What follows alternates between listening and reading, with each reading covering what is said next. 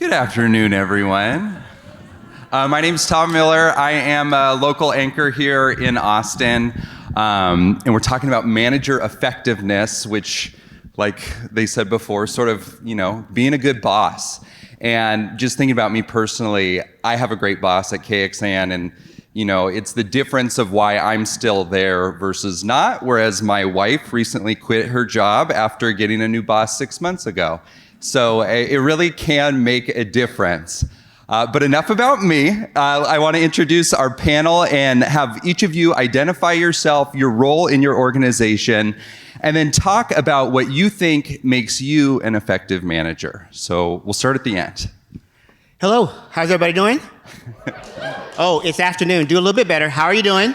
Thank you very much. Patrick Felder, Senior Vice President of Employee Success, which is what we call HR at Salesforce. I've been there for about 4 years. My current remit is I'm responsible for the support of our Chief Engineering Officer, Chief Product Officer, our CIO, and I'm also responsible for all of our human resource business partners in India. So my remit's pretty fun, a lot of fun. And then I think for what makes a good leader, I think you have to really be able to be transparent, you have to be able to be authentic, and you have to be willing to not know all the answers and rely and trust your team to help you get things done. Awesome. Great. Hello, everyone. As a fellow Texan, welcome to Austin. Hopefully, you guys are enjoying the beautiful weather out here. All right. Arun, Serikar. I manage the HR digital strategy, everything related to systems that cater to people and HR community, end-to-end, from strategy to execution and support for Schneider Electric. Super complex organization, 175,000 employees across 135 countries. So there is a fair share of complexity and all of that exists. What makes me a better manager? I think there's a lot of things, 3 things that come to mind. First, listen and optimize and adapt. Those 3 things are pretty big. The reason I resonate, it resonates very well for me is that also I apply the same for the systems as well. It's very important to optimize the systems that we have and we continuously improve. I do actually work on something called no judgment zone. We do that for anything related to technology, where you can bring up any wild idea, and then we're gonna start brainstorming around that. The same thing applies. I want to ensure that my employees and whoever I speak to are speaking transparently, and they take out that I'm not judging them. I think that's the most important thing to create this trust. Thanks. Well, hi, I'm Ricardo Galan. I am the VP for Diversity, Inclusion, and Talent Experience at QBE. And QBE is actually an international insurance company based out of Australia, but we're actually in almost 30 countries around the world. And for me, what I feel is the most effective is actually being transparent first, creating that trust, and being really, really clear about the vision and the direction that your team needs to do, right? And then getting out of their way. So that's, we'll talk a little bit more about that. Hello, everyone. Jennifer Newbill. I go by Jen. I'm at Dell Technologies. I'm a director in our talent acquisition group. My team and I focus specifically on attracting and building pipelines of college students as well as diverse candidates. And I would say, this is a great question. This might seem counterintuitive, but as a leader, try to avoid giving too much advice. You don't have all the answers, you're not necessarily smarter than the person on your team, and let them problem solve themselves. Hi, I'm Haley Harris. I have a little bit of a different background. I'm a licensed marriage and family therapist and a yoga trauma-informed teacher. I am the director of clinical operations at Navati, and Navati is a well-being platform for your employees' mental health. And so I oversee all of our therapists, our mental health therapists on the team, and then I also make sure that we are providing a clinically backed therapeutic product for our clients. Awesome. Thank you. All right, well, we have a lot to dive into. So, Arun, I want to start with you. You focus on integrating technology with HR. How do you see tools like AI, particularly Copilot, with playing a role in assisting manager effectiveness and even measuring it? And then can you share how you're doing this at Schneider Electric? All right. Yeah, I think year 2020 was all about COVID. 2024 is all about AI. So once we start talking about AI and Gen AI especially, there's just so much to uncover. But before we jump into like what we're doing at Schneider with AI, I want to take a step back and talk about the process simplification and the data, like which are the foundations for the AI to accelerate, right? Like let's talk about like having a very complex old process, and you buy like the next shiny technology. Now it just turns out to be an expensive old process, right? How do you actually leverage that? So I think it's very important that like we also like streamline our existing processes and build that like foundation so that the AI can accelerate. At Schneider, we have various technologies from an AI standpoint. We were first to adapt for Copilot as well as ChatGPT, so we do have that as well. We do feed that for our employees' first line of defense. On top of that, we are also building certain products using our AI hub team. So there is quite a bit of work that is happening. How do we leverage it, and how do we actually make it different than like what experience currently is provided?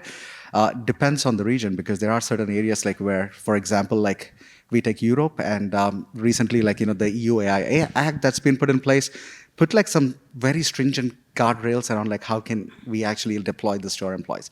I'll give you a simple example where it's working really well, and I'll give you another example like where we're a bit cautious in HR. One, let's say that like we were using Copilot today in this conference, like in this meeting right now. It's taking notes, it's taking action items, like it's gonna actually email you like what you need to do next. It can also create calendar invites so you can actually focus on that work, right? That's a very simple example. Like talk about efficiency, like it just brings all of that. It remembers this meeting, and then like the next meeting, the follow-up meeting that you're gonna have, it's gonna bring these action items back saying, Patrick said this. I think Arun was upset that day about like this particular topic, right? So it remembers, right? It can be extremely scary, like if you're not used to it. So the things that are like happening, I think like that's not going to stop. The evolution is like continuing. It's about like how do you actually deploy it is going to be the key. We at Schneider are using ChatGPT as our first line of defense for employee experience. Anytime there is a question that comes in for HR and IT, like we route our employees to the ChatGPT. There are aha moments when like we have multiple answers because we don't have the right knowledge article, or like probably like the data doesn't like exist. So those are like some things like where we're taking some calculated risk on. So I do encourage like before you jump into like the AI aspect, do ensure that you're cleaning up like your knowledge articles, your data, and then ensuring like the systems speak to each other from an integration standpoint. That's the key aspect of this evolution in the AI.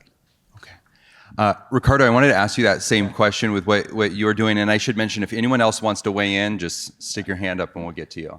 Yeah, so I completely agree. You need to know the problem that you're trying to solve with AI before you deploy it. And with that, one of the things that we tried earlier this year was actually using it to help people write better performance goals, right? Those are really, really hard for people to do, especially if you're following a framework like SMART. You either forget like the time part of it, or you forget the measurement. So it actually really helps you.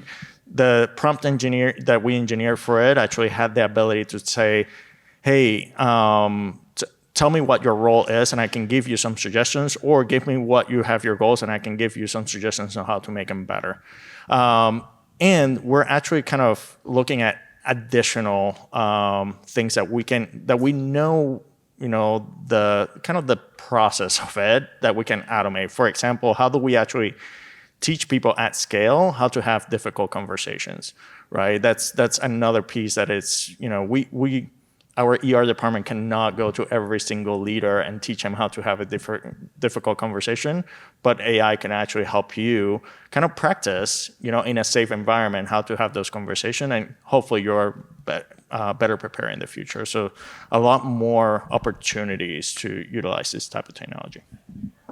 Patrick, I want to talk a little bit about Salesforce. I know you oversee this team, 30,000 people, a lot of them based in India, a lot of them based here in the US as well. And you have this tool, the Manager 360 dashboard. So how has that tool, along with some of the company's AI integrations, helped advance manager and employee communication around things like talent performance and the expectations? Sure, sure. Just a couple of quick things. So, working at Salesforce, if you don't know what Salesforce does, we are a customer relationship management company, or CRM. But if you've been watching the news recently, we launched something called Agentforce. And Agentforce, unfortunately, is a direct competitor to Copilot. Oops. But we believe we're a little bit better. But the way that we talk about our Manager 360 is and Arun was very good about talking about understanding the problem. Ricardo said, oh, what's problem are you trying to solve? But when you're trying to increase leadership capability, there are a lot of metrics and a lot of data that leaders need every single day, right? You need to know your attrition. You need to know basically if you've got any of your team members who you haven't had a check-in, like we have quarterly check-ins, or some of our customers are checking in when people check into the office because of the return to office kind of stuff, or if your geographic locations. And so our E360, the dashboard, gives a leader everything that they need at their fingertips.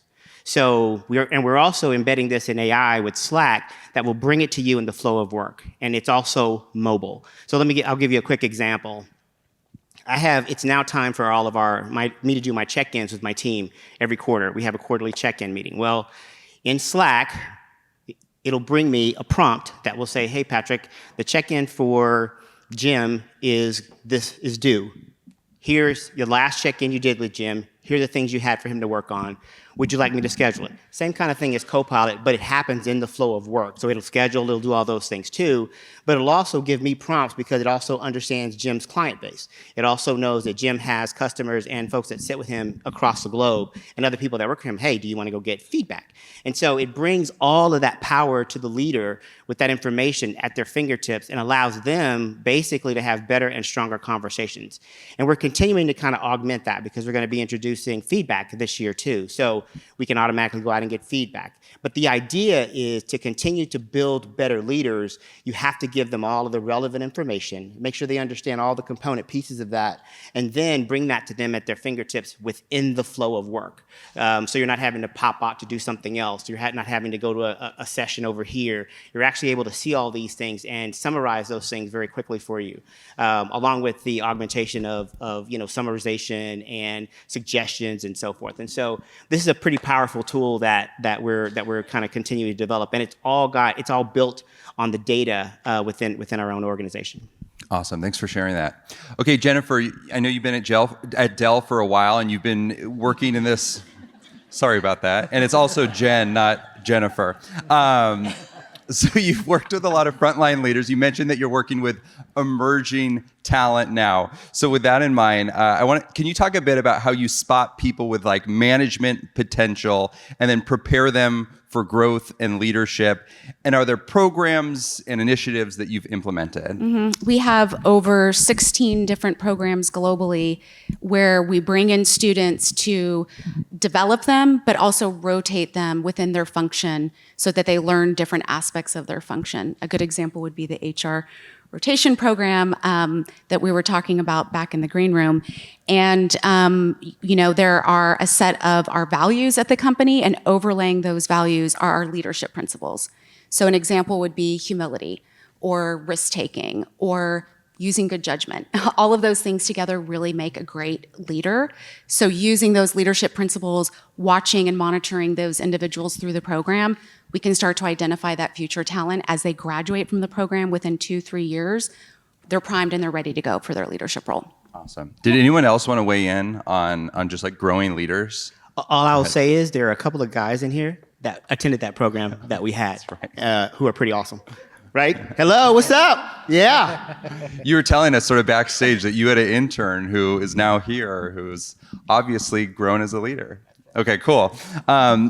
Haley, you have like a different background, and which we were talking about, and backstage again, it's interesting. And one of the most important skills for managers being able to lead with empathy and respond to the emotional and mental health needs of their workers. Your company does manager training in this area specifically. So can you talk about some of the key things that you teach? Yeah, we have been doing these training programs specifically for managers on how to be a better manager when it comes to the person and not so much what the work job is, and how to teach managers how to have more empathy, because empathy is a key piece in building trust, which was somebody's way of being a more effective manager up here. We also teach key things as managers always want to give advice. They're natural problem solvers. They're really good at that. But are they good at connecting with the employee as a person and looking at, hey, what does it mean when my employee's behavior changes? Oh, that means there could be a struggle in their personal life, and that's going to show up in the workplace. We see that more and more nowadays, where personal lives, professional lives, it's really blending, and that's okay. It really is okay, and we want managers to be able to recognize when people are struggling and the tools of how do I help them and how can I be a better manager, because it does come down and it does start affecting the employee's productivity, and it affects the trust, the transparency, the authenticity that I think everybody up here kind of mentioned as part of being an effective manager. So it's a key piece in manager training. Great, thank you. Anyone else? I was just going to add, I was having a conversation with someone outside, and we were talking about how a lot of larger companies, Dell included, have a wealth of benefits programs, EAP programs, and people forget about it. Mm-hmm. So we get, as leaders, a toolkit that's updated every quarter, and it's like, here's some reminders, also here's some upgrades, some new programming, and it's in a PowerPoint format, which of course that's how we communicate a lot in staff meetings, but it's just turnkey and it's available for the leader. And the lead, as I go through it, I'm like, oh wow, this is cool. We went from 8 therapy sessions a year to 12. I need to remind my team, oh, it's available not just for you, it's available for your immediate family members. Wow, I didn't even know that. So sometimes just keeping the conversation top of mind and reminding people this exists is important and helpful as well. And as an employee who's not a manager, I can say those reminders are super helpful. And then you can tell your family the good news too. Okay, Ricardo, you mentioned the importance of belonging and growing within an organization. How do you measure whether managers are successfully fostering that sense of belonging? And then particularly in this world where a lot of employees are either hybrid or fully remote. Yeah, so I mean, we start with our twice a year survey, and we're actually asking them about their belonging, but a bunch of other different things about their employee experience. So we are actually really thinking about how do they feel about that they belong, how do they feel about their job, and how do they feel about their leadership, direct and in the company. But we're not just looking at that feedback, we're also connecting it to what is actually happening. You know, do we see trends in turnover that are tracking with those feelings or not? And actually when it comes to like remote and hybrid workforce, are the hybrid employees, are they actually coming into the office? And those are coming into the office, are they having better experiences and better connectivity? Are people actually kind of having more connections even when they're virtually, and does that change their experience? And not only looking at like the larger, but we're also cutting it in, especially in the US, on the different aspects of diversity. So part of my role is actually look at diversity and really understanding, you know, our overarching, yes, we're good in belonging and engagement, but are they specific groups where we actually have bigger challenges, and how do we actually need to educate different leaders in how to lead through diversity and inclusion? And we actually call it inclusion of diversity. So how do you actually include diversity? How do you think through bringing those different perspectives and giving them a voice, giving everyone a voice in the team to actually feel like that they're contributing to the value and the future of their organization. Anyone else? Just checking. Okay. Patrick, we mentioned earlier a lot of your employees are in India, and that's relevant because you have a manager training program called Lead India. Can you talk about what that program is, how you've grown it, and also, is that something that you think other companies could emulate? Sure. What I would say is the program had been going on for about 5 years. It took a year off from COVID, and then the team kind of started bringing it back in real life. And the program is really designed for Lead India. How do you lead? And last year, when I took over the team, I went to India to spend some time with my new team, and we were talking about Lead India. We brought in a little over 500 new managers because we have grown our headcount in India pretty significantly over the last 2 years, which means a lot of new leaders, a lot of new team members, and we had to really think about, okay, how do we continue to accelerate the growth of our leadership teams? And those of you who run programs, you know there are only so many seats for development programs. So you got to be able to, how do you do something at scale? And so we really targeted and focused it on leaders who had been a leader 2 years or less. They had just joined Salesforce. They had teams of probably 10 to 12 to 15, and we really focused in on some of those kind of core leadership skills. And also, we brought in an aspect of a sense of belonging, so we kind of had them all in a room similar to this. We curated different kinds of information around, hey, how do I lead people who are, we have 5 generations in the workforce today. 5 across the globe. That's unprecedented.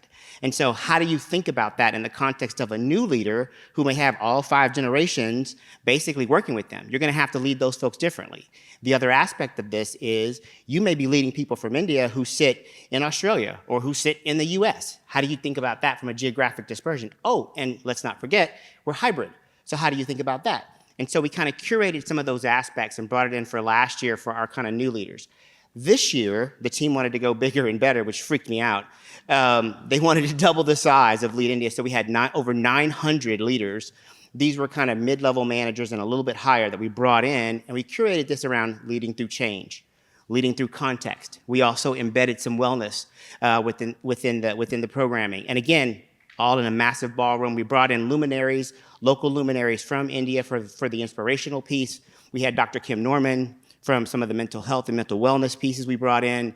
And we really spent time with them in breakout sessions led by leaders specifically who do some of these things well to give them insights to help them figure out, okay, how do I continue to lead as we're continuing to grow? We averaged about a 4.85, 4.9 on all the sessions and got the data. And so we're continuing to kind of think about how do we grow that as a part of kind of our leadership capability building. And of course, there are global programs from Salesforce that we do within India as well. But this was a way for us to really be pinpoint and targeted based on data from our surveys, based on what we learned from our leaders within the businesses that they needed. And we're continuing to kind of do this at scale.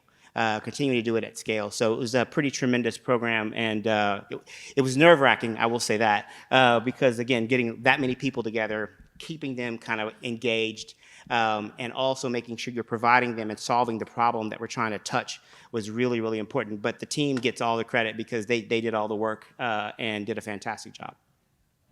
Arun or Patrick, would you guys like to talk about your manager training programs? Yeah, I think talking about like manager training, like the 3 things that come to mind, like we're actively exploring all 3 and like we matured like in a couple of them. First, like AI powered learning, where as simple as like, going to Spotify or like your Apple Music, right? Like there is a tailored track and there is like tailored songs, like there is recommendations, right? Like why not in the learning space? I think depending on like the manager, like if they are part of sales, finance, HR, each one of them have like a different unique learning path. So recommending that based on like, the courses they're taking, the role, the job that they're performing, and keeping it consistent, right? Like once you complete it, like how do you actually make those recommendations and encourage them to continue taking? Leveraging that in the AI space, like we are actively exploring that. We are close to like, doing a proof of concept around it. That's one. The second thing is around also the gamification of it, right? Like what is in it for them? Like, from, do we create like dashboards, like where there's a leaderboard, taking the courses on time, earns them certain badges. I think like that also encourages them. The third one is like most critical one. It's about like, bite-sized training, like, trying to like, just ensure it's short, efficient, and then like you're able to like, try, get the employees in there to like take it. Sometimes they lose track, like when it's like a little bit longer. There's like pros and cons of that, but that's also something that we're exploring. Great. Okay, Jen, let's go back to you. What are some ways that Dell measures manager potential and effectiveness in terms of how people are scaling or expanding their competence and responsibilities? We have incorporated much more rigor. This has not been our strong suit in the past around knowing your talent and our scaling calls. So it's now 2 times a year where all of the leaders get together within the organization and we talk about, is this person scaling within their role? Do they have potential to do more? How can we give them more opportunities? Maybe there's some really big global projects that they can participate in. And then it's also, are they a concern? Is there a talent concern here? Are we may be stretching them too quickly and scaling them too fast. So that's really creating some consistency and some rigor around those conversations and having it twice a year. And everybody is up to date with their scaling call. And also the employee knows where they are. So they can ask their manager, where do you see my scaling? Where do you see my potential? I want to be a leader. What's the timeline on that? And you can really have a consistent conversation with your employees on that. And you brought up an important point that it's not always just about going up. Sometimes it's, are we pushing them too fast? Yep, correct. Too far? Yeah, okay. Absolutely. Haley, how can managers be trained to serve as role models, especially in terms of their work habits and their approach to well-being? We've heard the metaphor about you put your own oxygen mask on first. So what are some of the challenges in doing that and then the benefits? Yeah, it is a challenge to teach managers how to do something like this, because managers generally have a bigger drive to work more, work harder, work different hours. And we really go in and try to help remind companies that it's the leaders that are setting the tone for the employees' mental health and well-being, and the way that the employees are going to say, I need to put healthy boundaries in place and I need to take care of my mental health. I mean, that's not my number one focus when I work with companies, is how do we make sure your employees' mental well-being is really good? And that's going to come from your leaders. We need to make sure the leaders are the ones setting the example in putting in healthy boundaries. And so if the manager takes time off, are they actually taking time off, or do they sit there and they check in and they're answering emails? That's going to be what your employees are going to feel. I hear that all the time. Employees always say, well, my manager's always on, so I feel like I have to respond. We teach, make sure you're using your schedule send for your emails and your messages, because we need to respect our employees' work hours so that they understand that it is important to work set hours and take care of yourself. We are working too much, too hard sometimes. My shift starts at 3 a.m. because I work on the morning. So I try to delay when I send out my emails so that nobody thinks that's when I want a response. Okay, a lot of this is for everyone, anyone who wants to weigh in, but we'll start with Arun. A lot of companies have called on workers to spend more time in the office or the work site, but then there are others that have the remote and the hybrid model still going strong. And with that in mind, how do you keep teams connected that maybe aren't often in the same space physically? Yeah, I think this is turning out to be a very interesting question, for many companies that are recommending people to come back 5 days a week, and then there is the overall remote. So I'm not going to make a recommendation around it, but the point being that Schneider Electric is a company that is not fully remote. We do have offices, we do have hubs, we do encourage people to come in.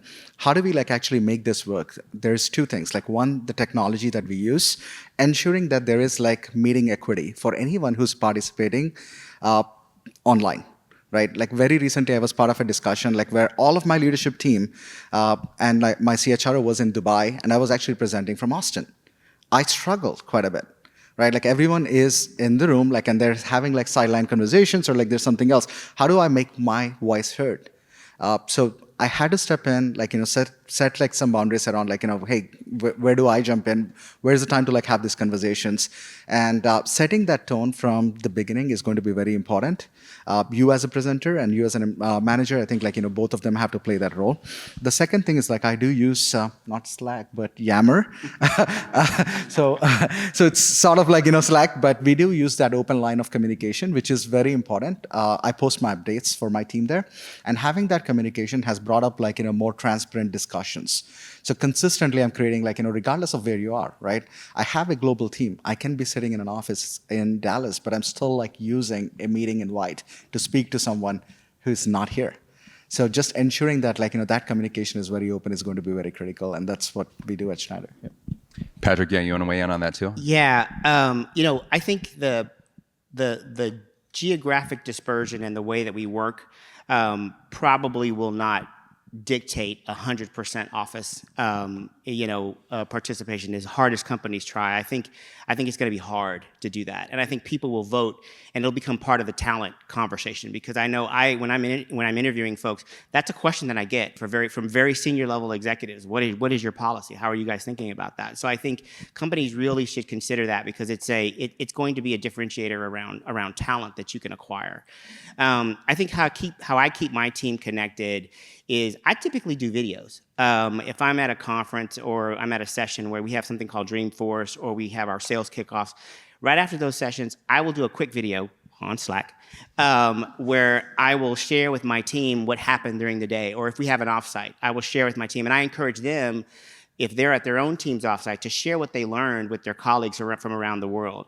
The other thing we use Slack channels, and the channels, we have a channel that has all my team in it and all of our partners, all of our kind of global HR partners in it, so recruiting and talent and so forth.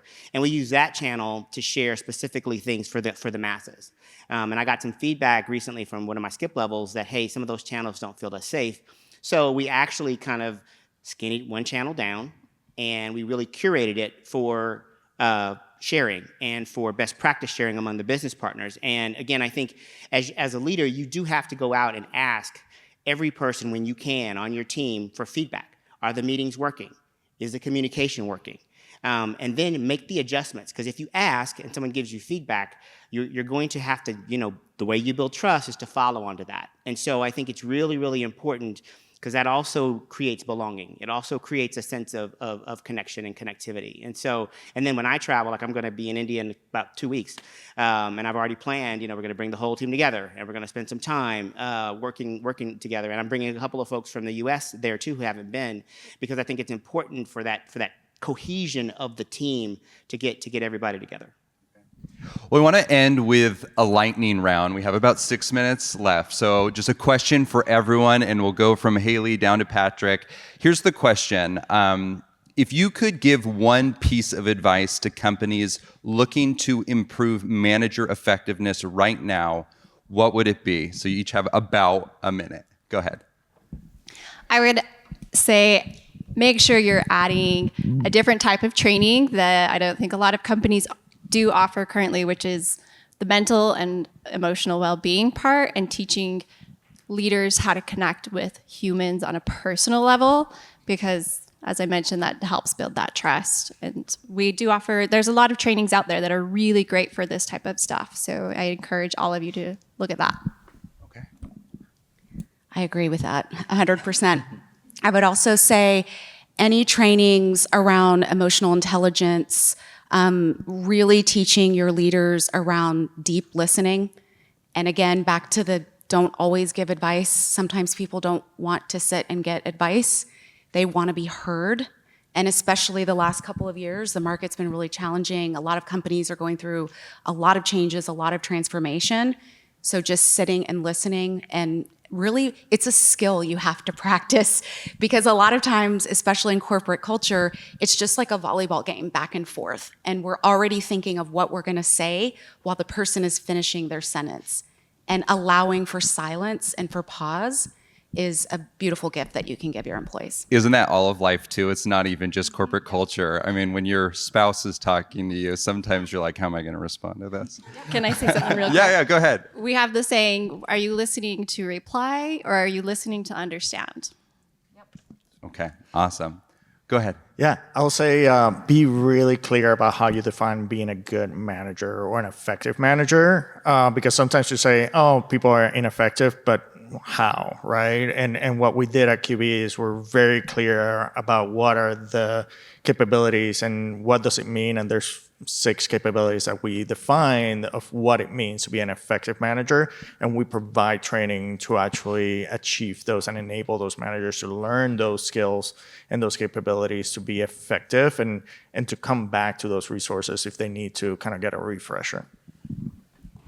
Yeah, my recommendation is that just keep it simple, right? Like whether it is tech, whether it is a conversation, or like, the training or benefits, anything that's provided.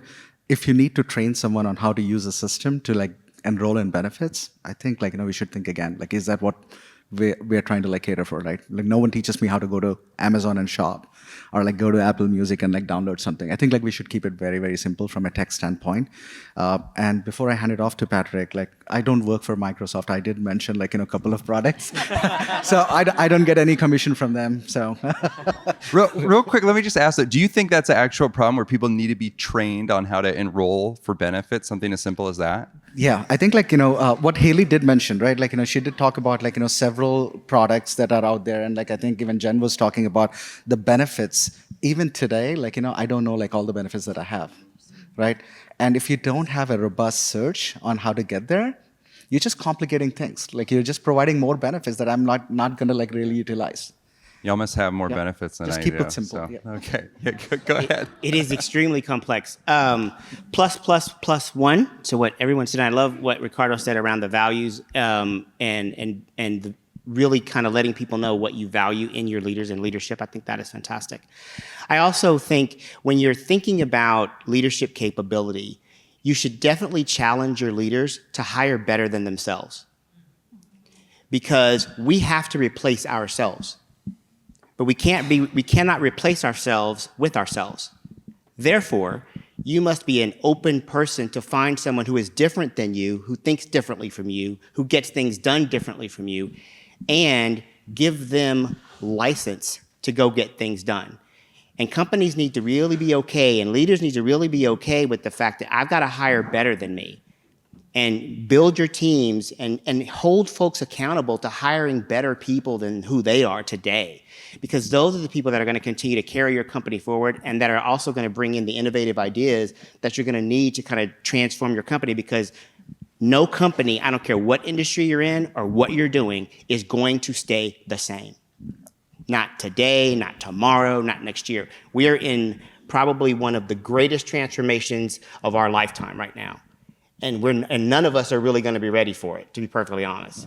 But your kids are, their friends are, the folks that you meet. So you really have to be open and make sure that you're holding folks accountable to hiring better than who they are, because this talent and the talent that you need is out there. But leaders sometimes want to hire like themselves. And you've got to push people a little bit harder to think differently about that.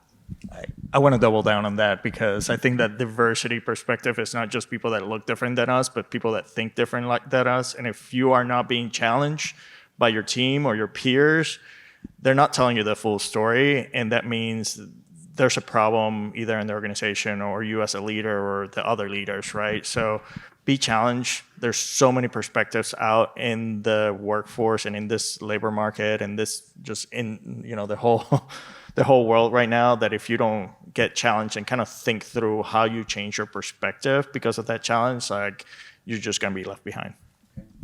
Panelists, y'all were incredible. Thank you for taking the time, and thank you for joining us.